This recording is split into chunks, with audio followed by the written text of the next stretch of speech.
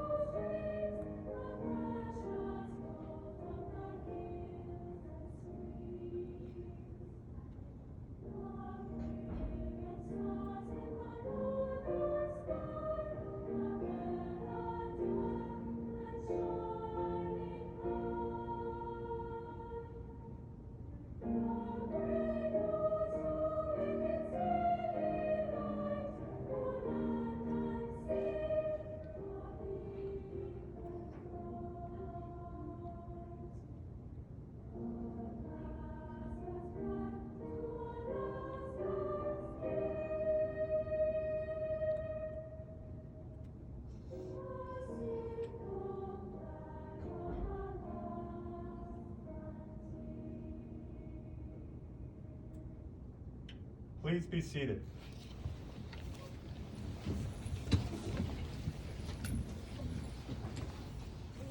I would like to introduce today's presiding officer, Lieutenant Colonel Brett Haker, Commander of the 103rd Weapons of Mass Destruction Civil Support Team. Thank you, Major Kruger. Colonel Borcher, thanks for attending. I appreciate it. And our esteemed guests, the family, Bree and baby, Dora, Emmy, Kent, who traveled from California, his father, Haley, his brother, and Jim and Nora, grandparents. So thank you for attending. Today's a great day for our CST family. Thanks for coming. The majority of us here have served on the CST at this point here, so I appreciate everyone's attendance. Thank you. It's a great day that we get to promote Captain Tran to Major. He finally gets to enter the rank of field grade officer, and will be one of 3 now in the CST, which I'm really excited about. Major Tran's our nuclear science medical officer. As all of you all know, he's pivotal to our mission and our role to serve our community and the first responders in our community. So I'm super appreciative of all the work that he does, not only within our organization, but the work that he does within the entire community, the CST community. Roger lends a helping hand to anyone and supports anyone within the community and really makes our community better. He also is very helpful with power tools and replacement of batteries, and he's super handy around the house, and I'm sure. So he had to put together some. We got some wood for him to put together blocks for transportation of our analytical laboratory, and. If I ever am having a down day or need a good chuckle, I just go look at the craftsmanship of Captain Tran and how he put together simple instructions to just screw wood together, and I'm sure Dora could have done significantly better. So next time, Dora, you were hired. You're going to come help us. But I don't want a job. You don't want a job? I Okay. don't want a job. All right. Well, this is well deserved, Roger. Appreciate all your work, and I'm looking forward to promoting or getting you promoted today. So, please be seated. I will be seated. I would now like to introduce Command Sergeant Major Curtis Stoll, Command Sergeant Major of the 297th Regional Support Group and Commandant of the 207th Multifunctional Training Regiment.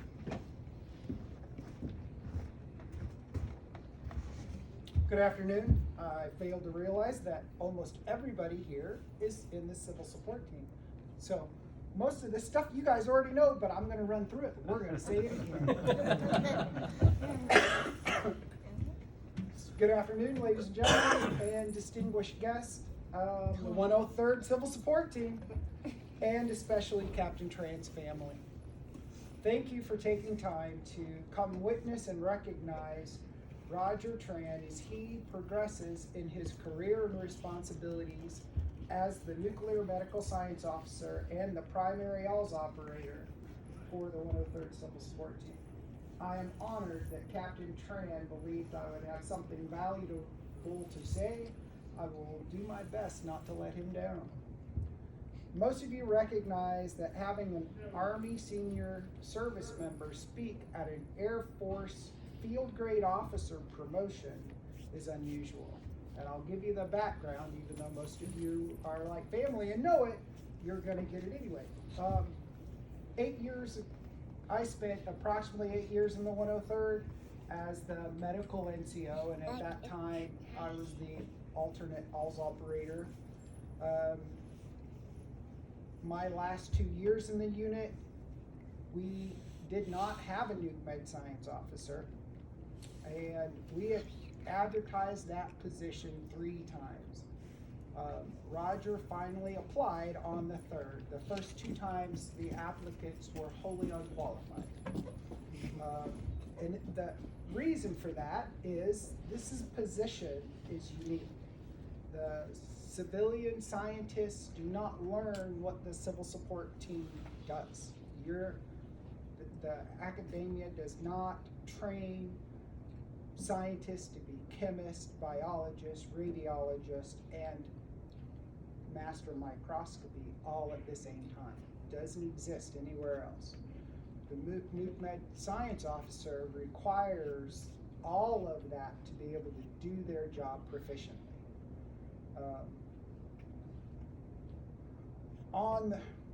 So Army Lieutenant Tran provided his intellect by answering all of those questions correctly, and not only that, he gave relevance to why that was an important question for all hazards unknown, right? So he had done the research to understand your mission before he ever actually was even hired. So I didn't actually get to spend a whole lot of time with Lieutenant Tran. Our first months are hectic. As you know, that first year is all gone. Schools. I was trying to learn how to be an operations NCO for the medical detachment, working with Sergeant Behrens, and trying to run the ALS for approximately 4 or 5 months that we spent together. My time with Lieutenant Tran made me realize he would take the analytical lab's mission to the next level. That I could exit knowing my efforts would be maintained and improved. Captain Tran's accomplishments are many. I'll mention some of them because I think they're significant in the weapons of mass destruction community.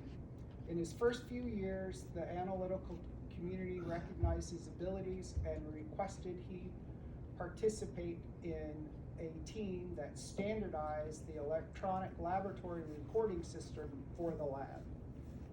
Several years ago, Captain Tran recognized that the Army Nuke Med Science officers were generally not promotable past captain.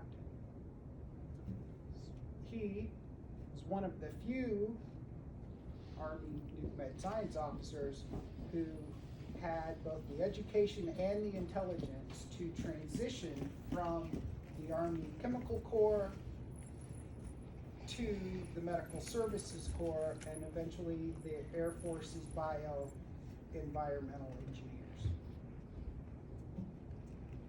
The Kozinski Stone Award is awarded to a laboratory operator who participated and gets the correct answer on their monthly proficiency test by correctly identifying all 12 unknown hazards.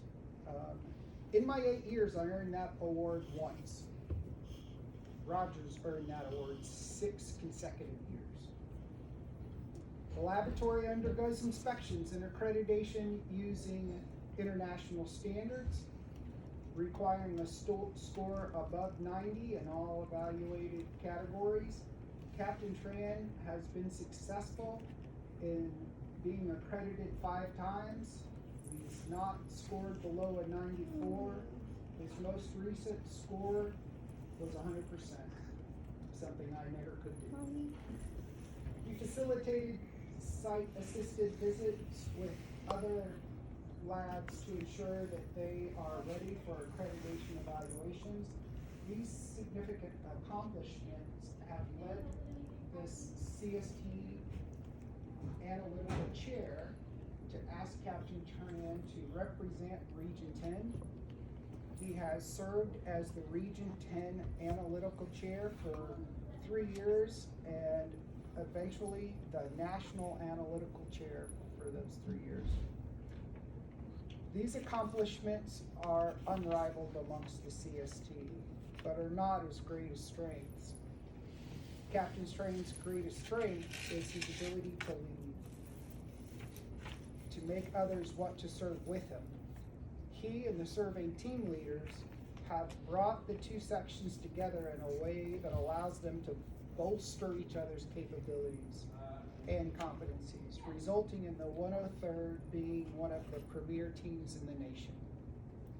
Amid all of these work requirements, Captain Tran somehow finds time to marry Brayden, becoming a loving husband and supporting her career as an Anchorage police officer. He has also become a loving, doting father of Isadora, Emerald, and a 3rd on the way. Congratulations. I'm honored to have served with Captain Tran. He lives an ethical standard of selfless service, putting others' needs above his own, and providing an example for others to follow. Thank you.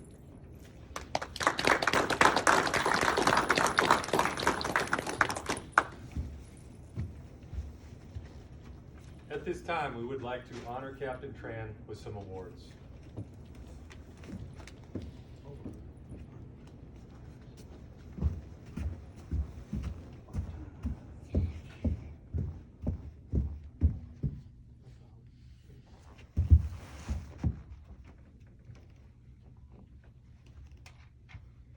The David L. Lewis Award of Excellence is awarded to the 103rd Weapons of Mass Destruction Team, Mass Destruction Civil Support Team in recognition of 100% final compliance rating and 95% or greater initial compliance rating for fiscal year 2023 all-seat evaluation, and for exhibiting consistent compliance with the ISO 17025 standard during the entire seat audit period.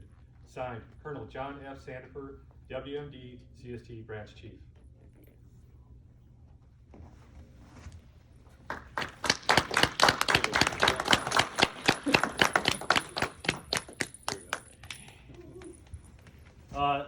So the David L. Lewis Award is presented to superior analytical teams. This is a joint award with Ms. Kirtley, who is also our other analytical scientist. And this is for achieving greatness, really. There's 12 teams that have received this throughout the nation, and he's one of 12. This is a unit award, but it's really based upon the work that he and Ms. Kirtley have done. So thank you, Roger, for all your outstanding efforts in making this and leaving a lasting impression in the community.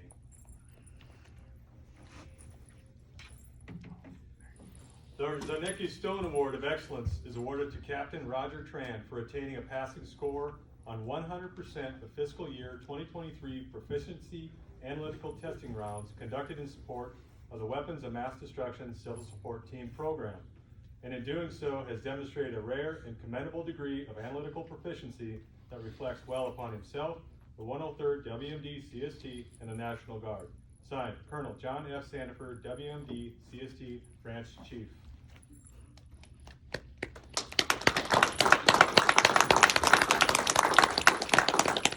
It's already been mentioned, but Roger is one of few to have 6 years in a row of receiving the Zarnicki Stone Award. That word is so hard for me to say. Anyways, it is outstanding work. It takes a lot of dedication to be that proficient, to do it time in, time out for a period of 6 years. It really is second to none. So I appreciate your work on that.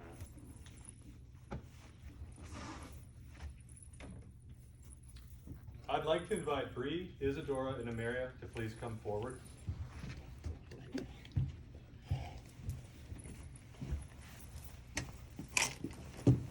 Publish the order. Attention to orders. Order number AP 0133, State of Alaska, Department of Military and Veterans Affairs, Office of the Adjutant General, Fort Richardson, Alaska, dated 02 February 2024.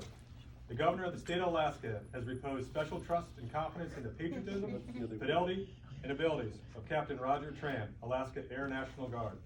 In view of these qualities and his demonstrated leadership potential for increased responsibility, he is therefore promoted to the grade of Major, effective 17 January 2024, by order of Major General Torrance W. Sachs, Adjutant General.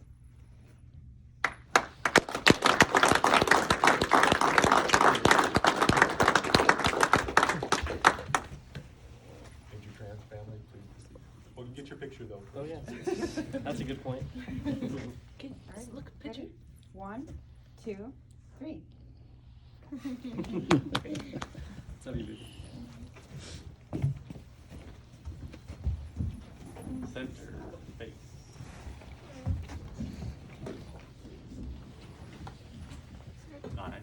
Breathe right here. I state your name. I, Roger Tran, Do solemnly swear do solemnly swear that I will support and defend that I will support and defend the Constitution of the United States the Constitution of the United States and the Constitution of the State of Alaska and the Constitution of the State of Alaska against all enemies, against all enemies, foreign and domestic, foreign and domestic, and that I will bear true faith and allegiance to the same, and that I will bear true faith and allegiance to the same, that I will obey the orders of the President of the United States, that I will obey the orders of the President of the United States, the Governor of the State of Alaska, the Governor of the State of Alaska, that I hold this obligation freely, that I hold this obligation freely, without any mental reservations without any mental reservations or purpose of evasion, or purpose of evasion, that I will well and faithfully serve that I will well and faithfully serve in the office of Major in the office of Major in the United States Air Force in the United States Air Force National Guard, National Guard, in the state of Alaska, upon which I'm about to enter. So help me God. Congratulations. Ladies and gentlemen, Major Roger Tran.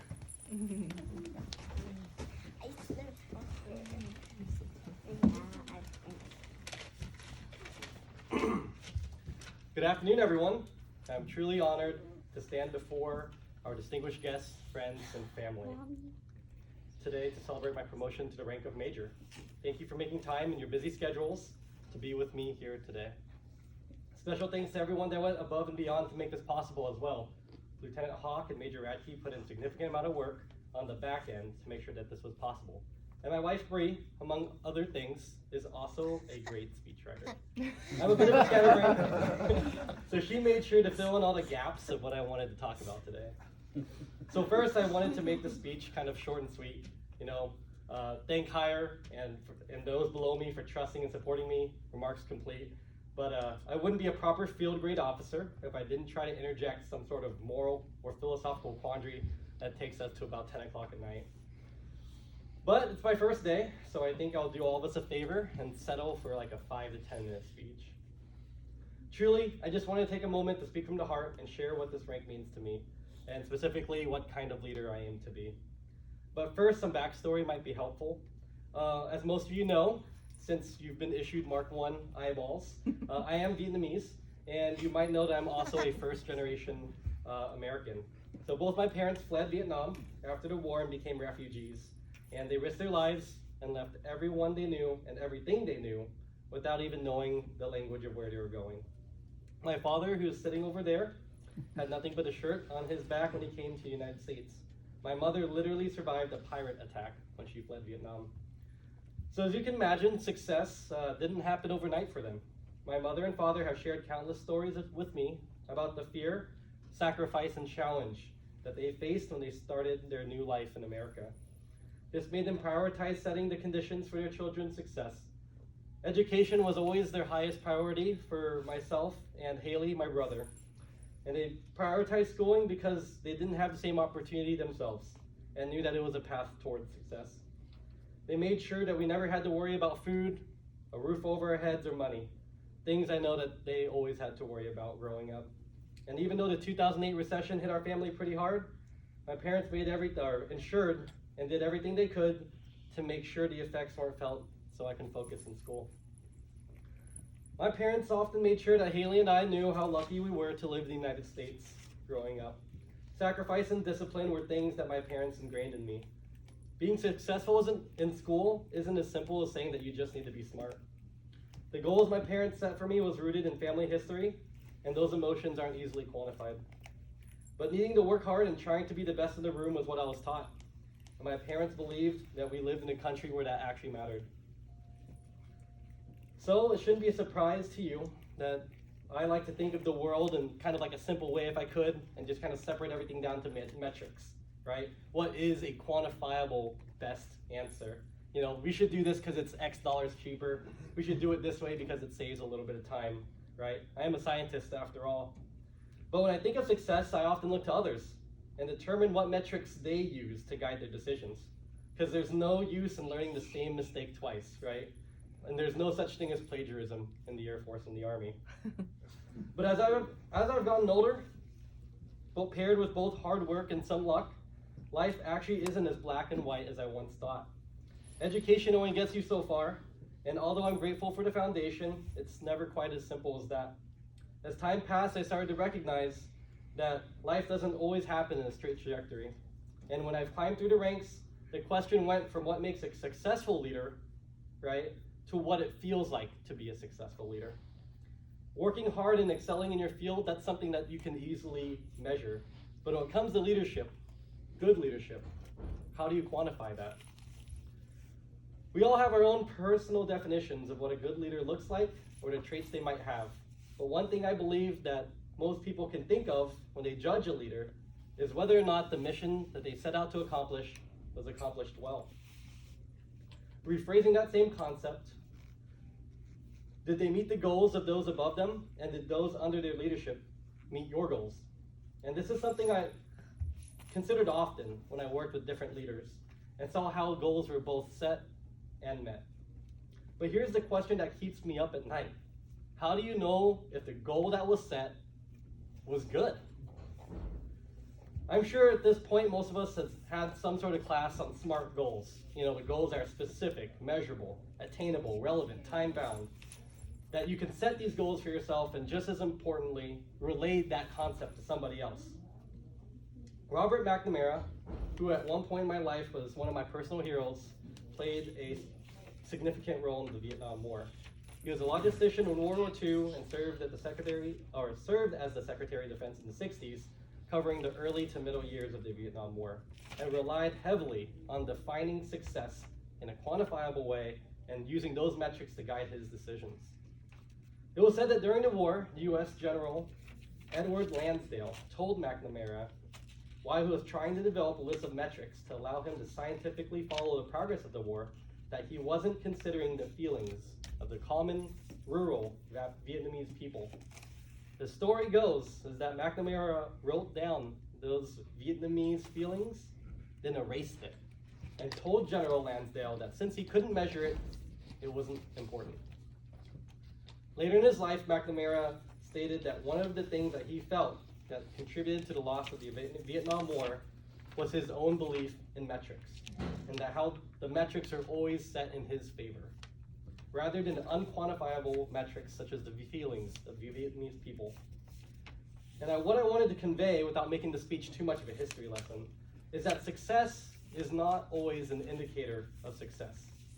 Specifically, things felt by your peers are often just as important, if not more important, than the original goals for a successful mission. And it's up to us leaders to not only recognize when the threshold of success has been met, but to also advocate and maintain a framework that always takes into account the service member. It must be a core tenet that guides us, and we must always believe that we can improve it. And this is the promise that I want to make to you all today, that I aim to be this type of leader. Now, before I end my speech, I just wanted to take the time to thank the lifelong friends that I've made in the National Guard and the civil support team community as a whole. There's going to be times where life's going to get hard in both your professional and personal life. Don't be afraid to lean on others. We've worked so hard to build the rapport with one another in our teams, and to be grateful for the opportunity to bond that will leave us stronger when those hard moments come along. Vulnerability and honesty are our biggest strengths. It leaves us humble and grounded, and that is the foundation of any successful team. Thank you.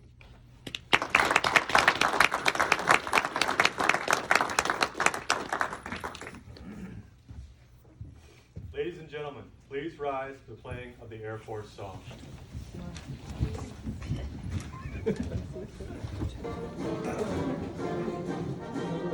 Into the sun, here they come, soon to beat our thunder. And boys, give her the gun. Down we dive, spouting our flame from under. Off we run, hell will roar. We live in fame, we're down in flame. Hey, nothing will stop the U.S. Air Force. Ladies and gentlemen, this concludes today's ceremony. Please join Lieutenant Colonel Haker in congratulating Major Tran. Thank you for your attendance. Please join us for food and refreshments down the hall at the OSS Bears Den.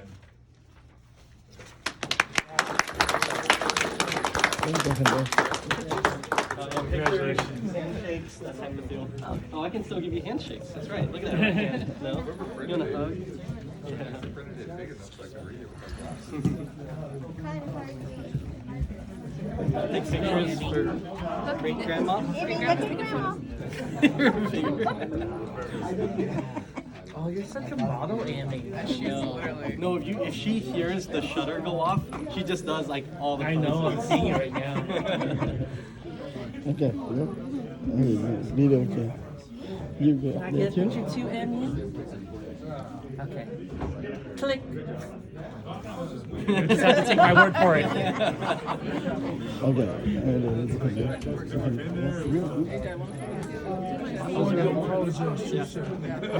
They're about to build line us. Jim, my dad Kent. Eddie has been in for a long time. Thank you for coming though. I appreciate it. And you didn't have canary? Of course, Congratulations. Oh, you came up for a hug. I know, right? Congratulations, Roger. Sir, thank you. Am I looking like soft, sir? I was gonna say, you may have to start coming to work out with us. I think so. I think so. Thank you. Just it's showing in the face. I am so happy I made it before you retired. Yes, I am too. I'm like, grab this guy before yeah, he goes. He could still come up. Couldn't stand to come work out. Yeah. Doctor? I know it's coming. I think it's I'm due. Well, it's been a couple of years, hasn't it? This was a great Congratulations, guys. I don't believe it, man. I know. Yeah. Thank you so much. I'm so happy to see you. How's it going, sir? Nice to meet you. Thank you, sir. And the girls just spread it up. No, I'm gonna do the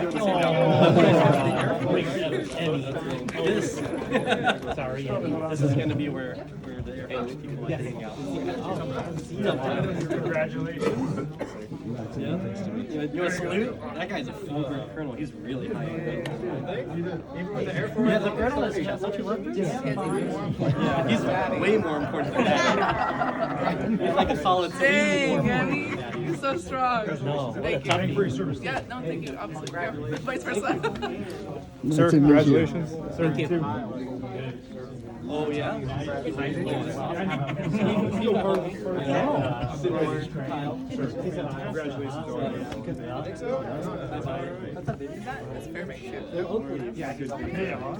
look, it's a guy.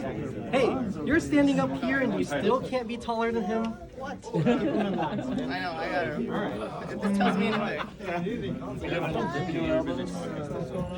No, just look at grab her arms around. How do I even hug this guy? I just grabbed one leg. Sorry, I didn't see you there. Thanks for coming. I'm glad. It's not like you were required to by law or anything. Yeah. Totally. He hangs out with That's a great job. Thank you. Yeah, so he knows him. My original speech was like, it's a third as long. I had the same thing. And she was like, this thing sucks. I was worried that you're going to be like, it's way too long. Thank you. I appreciate it. I think there's a chessboard over there. Did you figure out when you sign up? Yes. No, I didn't. Yeah, dude. That's awesome. I think I know. I think I know. I recognize his voice. Who are you? Who are you? He's undercover now. Thank you. I can't tell you who he is. I'm in the No Cancel to Rock too. I know. I told you last time. I'm gonna go. Send me your email. Yeah. I'm always Yeah. I know. Hey, thanks for all your hard work. She is like the most brilliant. I think I had to do a I don't know where I can. retirement ceremony my first month, getting back from CSSC too, and I was like, She won't let me touch her hair. I'm just like, Yeah, very cowboy. I like yeah, this really little fun. baby somewhere. I appreciate it. Yeah, just like, I know, yes, yeah. He's not melting on top of you. Who is She this does, guy? just a moment. Who is it? I feel like Just a little bit. Just a You little do bit. know him. I know. There's a room over there. There's a room over there. Everybody. He's Senor. Yeah, Captain Andrew. Yeah. Oh, the parents. Congratulations, sir. Thank you. It's good to see you. Good to meet you. Yeah, me too. You're the brother? Nice to meet you too. Congrats. You are. It's fantastic. I'm better at both of those games. Okay.